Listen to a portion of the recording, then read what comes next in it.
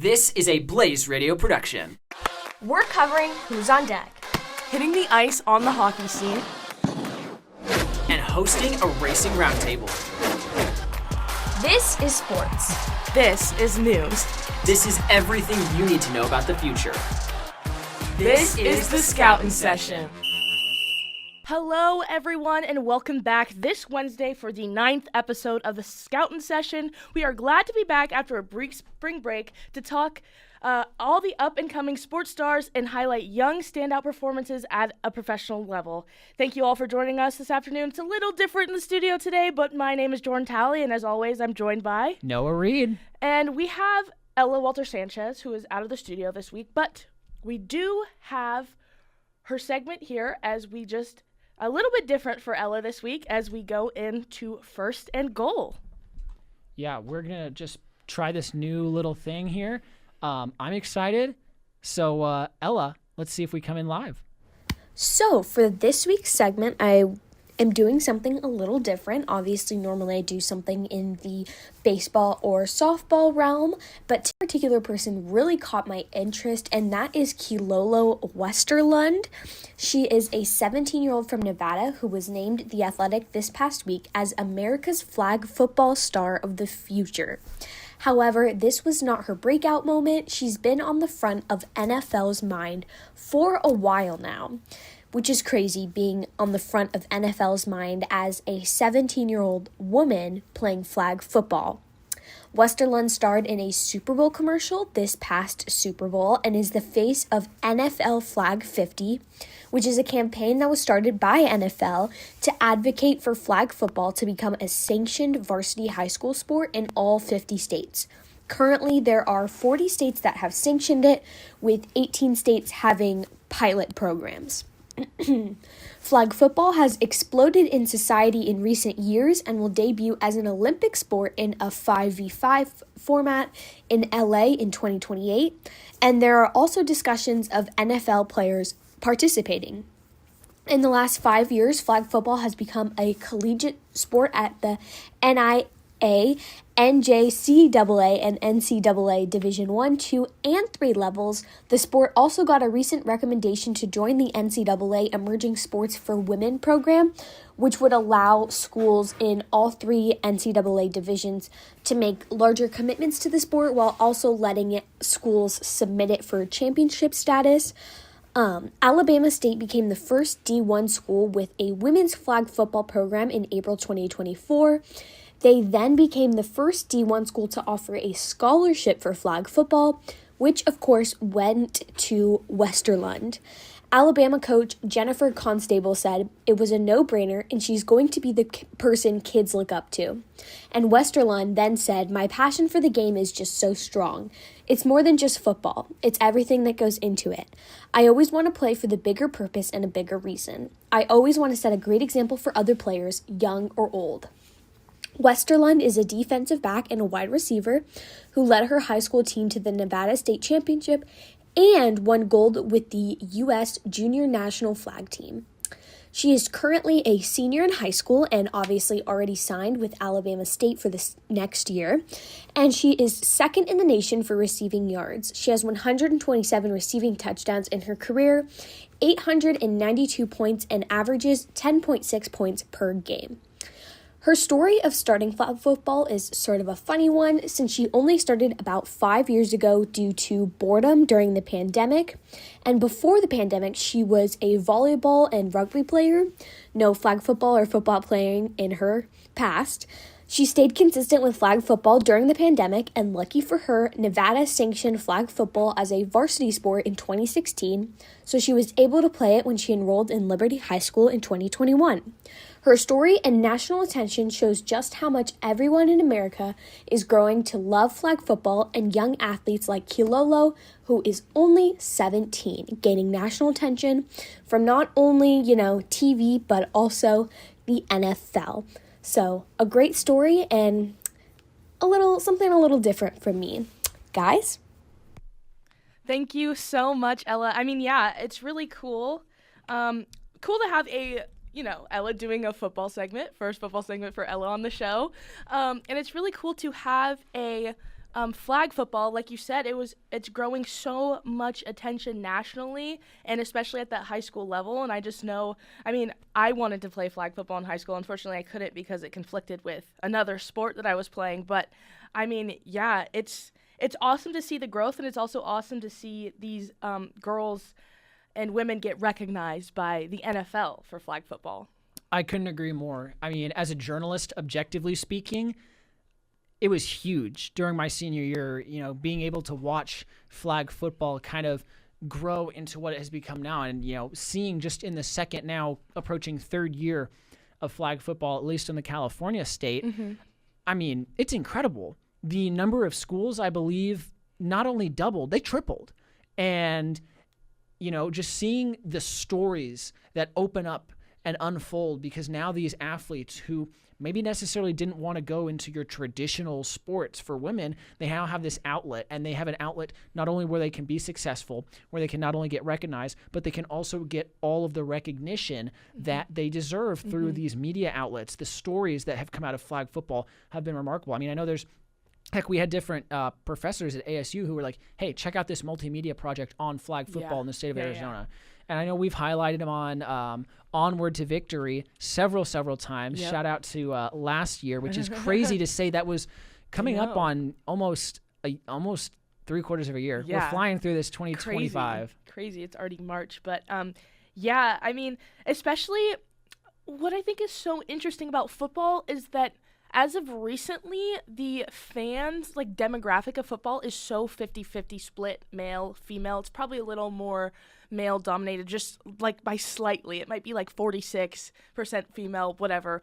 But it's awesome to finally see that, women are able to be fans of the sport and then also be able to play the sport. Yes. Obviously, it's a little different, but play the sport and actually see themselves in a sport that they love and love to watch. And now that they can actually play in a sanctioned high school, college level, ASU has a club women's flag football team. So it's just growing and growing, and it's really awesome to see, especially as a female football fan, growing up. So. I mean, like you said, now you have a stake in the game. We care about sports because sports, the stories, yes, they're enticing, they're entertaining. They give us something to really dive into. But at the end of the day, these are all people, and I feel like more often than not, you're gonna follow and be drawn to people that you can relate to. And so especially for women, especially young women, because, Kalolo is only 17. Yeah. That's incredible to, have these opportunities now opening up for you, these doors. And because she was bored during the pandemic, that's awesome. I mean, I was bored during the pandemic and I started running and I didn't get all of this crazy stuff happening. So I love seeing these kinds of stories. These are the stories that I live for. And best of luck to her as she finishes up her high school career. That's awesome. Yeah. And also another thing, it's cool to see that athletes, you usually see all these super successful athletes and they start when they're super young, super little. It's cool to see a quote unquote later start for some people and still be super successful and still get all the recognition from big organizations like the NFL and Flag 50 and stuff like that. And I know it's getting really big or everywhere, and especially in flag football is also getting, like you said, California, super big in Washington now. I think they have a girls flag football team through the Seahawks. So just cool stuff like that. It's awesome to see the sport evolve, but I think we're good to move on. Yeah, you got Hit the Ice. Who is our star for this week? So this week for Hit the Ice, it is Andrew Cristall. Cristall is a 5'10" left wing from Vancouver, BC, Canada, and the 20-year-old is in his last year of WHL ability, but has taken it by storm. Cristall is in his 5th year with the WHL and his 4th full season. Before the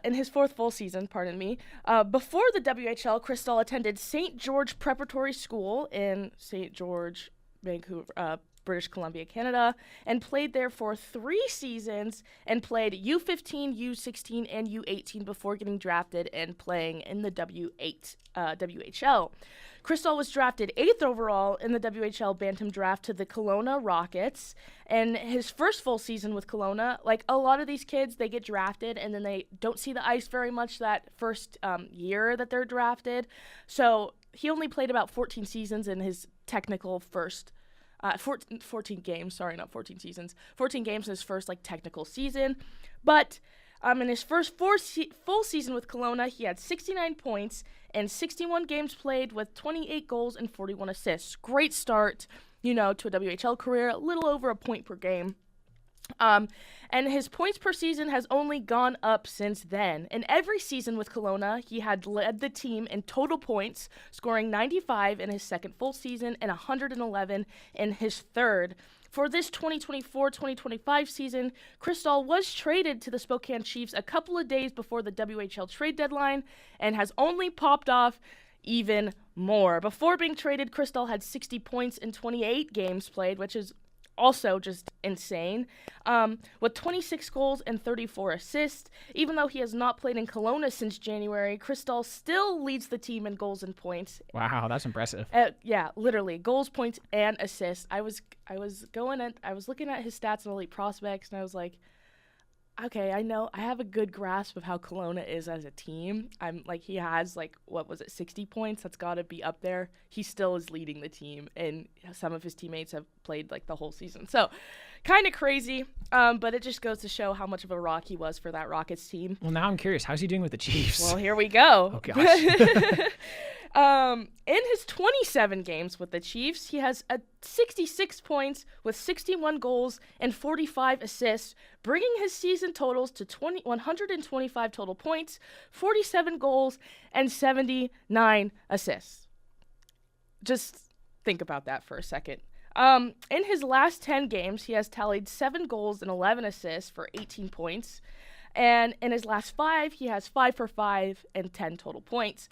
Cristall leads all skaters in the WHL in points, topping 2 previously talked about prospects, Gavin McKenna and Berkeley Catton, so he has more points than both of them, which is very surprising to me, but there's about a 6-point differential from first and second with him and McKenna. He also leads the WHL in skaters in points per game with 2.23, which is just insane. Cristall was draft eligible in 2023 and was drafted in the 2nd round, 40th overall, to the Washington Capitals. And here's a quote from the Elite Prospects NHL Draft Guide, 2023 NHL Draft Guide. A dynamic player through and through. Cristall adds extra flash to every play. He beats defenders with head fakes, handling skills, and slick edges before cutting inside or finding a teammate burst into the slot. He starts the plays, builds them, and then puts the finishing touches on them. He's an inventive playmaker, capable of turning the mundane into the brilliant, breaking down opponents with feints and deceptions before sending perfectly weighed passes to his teammates to do the rest. So, along with we talked about Gavin McKenna, we've talked about Berkeley Catton quite a bit on this show. Andrew Cristall has been in that conversation with them the whole time. Also, he is teammates with Berkeley Catton, so he definitely found that line chemistry in Spokane after the trade deadline. He's just always been up there, constantly, putting up the stats. 125 total points. He leads the WHL in skaters. That's another thing I'd like to clarify. There's 2 stat sections for the hockey in general, and they break down into skaters and goaltenders because obviously goalies have different stat lines than forwards and defensemen. But anyways, that just wanted to clarify that when I say skater. So he tops pretty much everyone in almost everything. But yeah.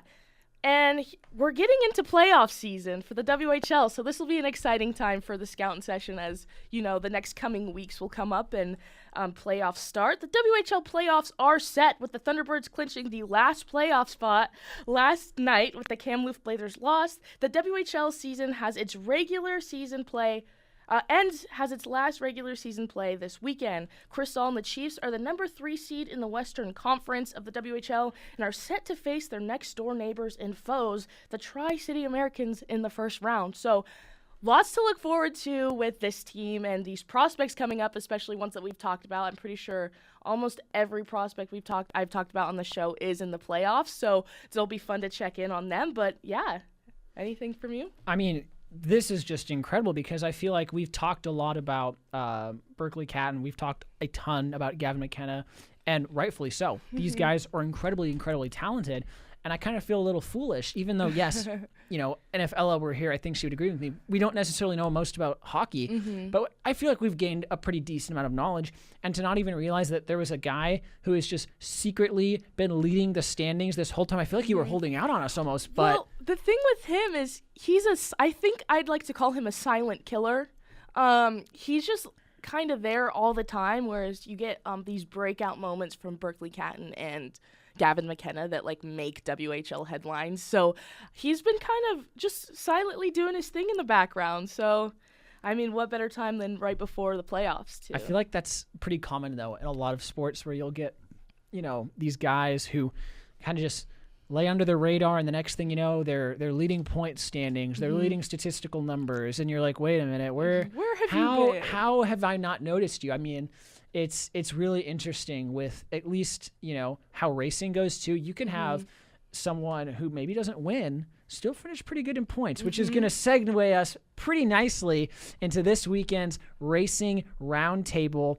So this week, we want to feature a driver from up north. So they're going to hail from Chance Cove, Newfoundland. Meet 22-year-old Sara Thorne. She competes in the NASCAR Advanced Auto Parts Series and the NASCAR Canada Series, driving the number 06 Bay by Bay and Brimstone Games Chevrolet.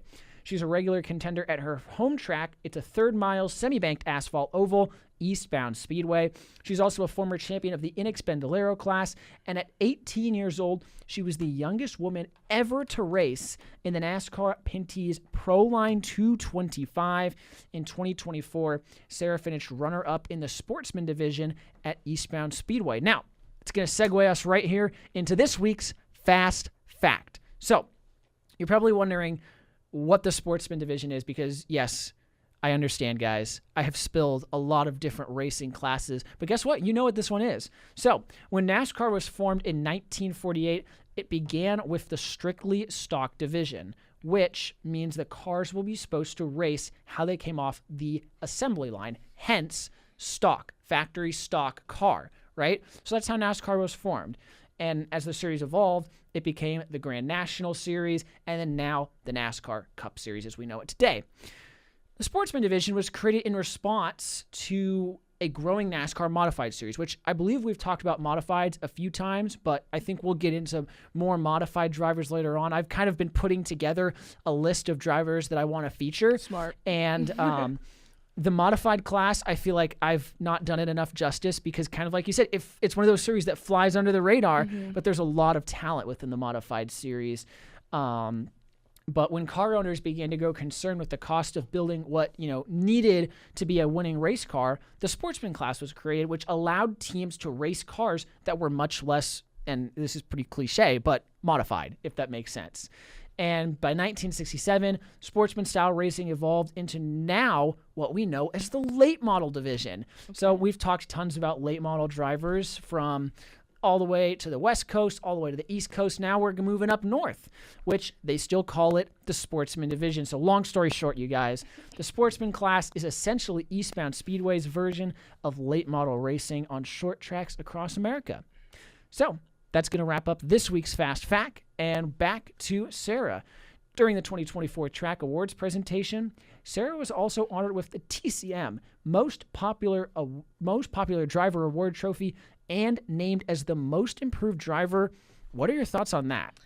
I mean, that's just awesome. I think this show's really cool in the sense where, especially for you specifically with racing and all your knowledge, you can highlight, these female drivers that probably don't get a ton of attention. So, I mean, it's just cool to see. I mean, it's funny you say that maybe she's not getting attention. Well, March 10th, 2025, Sara was honored at the Newfoundland House of Assembly for her work on and off the track because she serves as an inspiration to not only just young race car drivers, but also young female race car drivers. She was honored by several assembly members, and I just kind of, what I saw through social media and the research that I was doing, this wasn't the first time I believe that she was recognized. I want to say she was recognized in 2021, and what I saw on a little report, but I'm not really super familiar with how the Newfoundland House of Assembly works. So If I'm wrong, please correct me at home. But again, Sara's worked really, really hard. Like, most improved driver speaks volumes. Just to look at her 2024 Sportsman division as a whole, she did not win a single race. Want to guess where she finished in points? What's the scale? Out of how many here? Out of, we'll go 16 drivers, I believe, that was Okay. full-time. 7th. Second. Really? Without winning a single race, which is very, very hard to do. Okay. But you get points, and I believe if this is how Eastbound runs it, which is kind of it's kind of up to the track how they run points. But if Eastbound runs points like, say, an All-American Speedway did, you get points for how you qualify. Sometimes you get points for a heat race. I forgot you guys get qualifying points too. Yeah, it's a little goofy on the grassroots side compared to as you climb up the ladder, but you can put together an incredible season without winning a race, and Sara has proved that. She's put together a very, very impressive resume at Bandolero champion. She's most improved driver in 2024, and I mean, we haven't even touched on her NASCAR Canada series. She made 3 starts, earned a top 10 finish in 2024, and that was the first time she ever scored a top 10 finish, obviously, in that series. Puts her in an elite group of only 5 female drivers ever to score a top 10 finish on the Canadian circuit of NASCAR, which, again, very, very prolific group of drivers, very, very impressive. And she made her debut in that series at just 18 years old. She made her NASCAR Canada Series debut at 18 years old, which, again, I can't stress how impressive that is enough, because it's kind of hard because the NASCAR Canada Series, NASCAR Mexico Series, they don't necessarily get as much attention as some of our other regional series that we've talked about on this show. But I just want to give both their flowers. We've talked about Eloy. Now we've talked about Sara. So these drivers, they have stories. We talked about it earlier. Now we just got to shine that spotlight on them. Get the microscope. Get the just everything we can. Do some digging. Do some digging, because there's tons of talent out there. You just got to find it. And so, I mean, she's yet to announce her full-time plans for 2025, but she will be competing at Eastbound Speedway and then select events in the Canada Series. I mean, just like, as a whole, because we've talked about 2 really talented young female driver, or not young female drivers, young female athletes, just in this show alone. Like, what are your thoughts as a whole on a topic like this? I mean, growing up playing sports and watching sports and everything, it's gotten so much better now for being a just female in sports or female sports fan that you can actually see yourself in these sports and relate to them. I think that's a big deal when it comes to women's sports and in general being represented, is that people want to watch things that they relate to in some sort of sense. So when you're expanding on these, I mean, 2 sports on the show today that are heavily male dominated, right? And we're expanding, our width of these sports and allowing women and girls to compete in them. And when you see other women and girls competing in sports that you like, you're going to get more draw, and you're going to get more girls and women who want to play those sports and be part of those sports and be fans in those sports. And that, I think, is the key to the success of women's sports growing, period. We've seen it a lot recently with basketball, right? The WNBA, and hockey, the PWHL. They now have a professional women's hockey league that's actually doing quite well, despite the fact that they don't really have anything streaming yet. But it just goes, like, also just talking about it like we have been, it brings more eyes to these certain topics, and it grows more interest just talking about it. Doesn't have to be us, anyone. So it's just really cool to see, especially, I have the ability to cover women's lacrosse this season, and one day after a game, I was waiting for the press after, and all the players come up, and they had to have been like 8 or 9-year-old girls lacrosse team, like came up to the sidelines and came and was talking to the players. That's like the kind of stuff that you want to see, and it's just so awesome to see as, it grows. So yeah, and I mean, I know we touched on this before the break, but just more spotlighting on international competition. I mean, this is a shameless plug, but there was a report that came out about 3 or 4 days ago.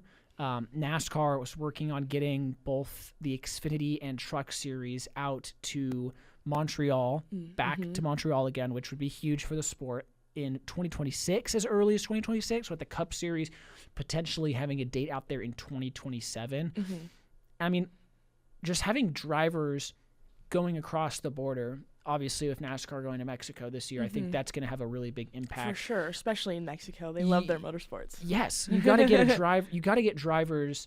I mean, there's been talk about trying to get Pato in a stock car, some capacity. Okay. Unfortunately, there was some scheduling conflicts. There's an IndyCar race I'd that like to same see weekend, that. but also I think IndyCar is another one that really needs to push the boundaries, because now that you've got Fox Sports behind you, now that you've got all of these big names, like, you got to start rolling. So keep pulling that international attention.